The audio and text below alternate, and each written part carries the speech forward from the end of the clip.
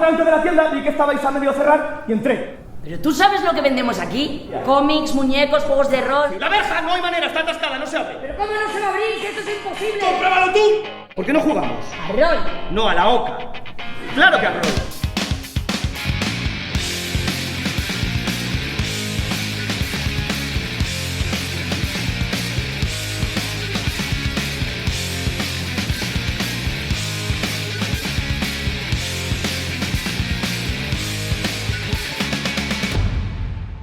No va a ser fácil, pero vas a poder.